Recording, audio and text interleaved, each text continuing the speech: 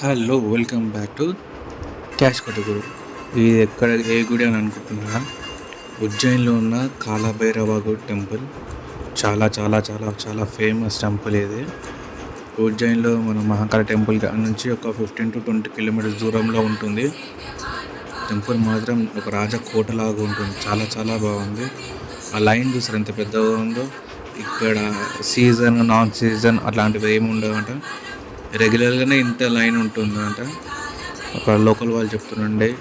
గుడి మాత్రం చాలా బాగుంది. మీరు చూస్తుండే.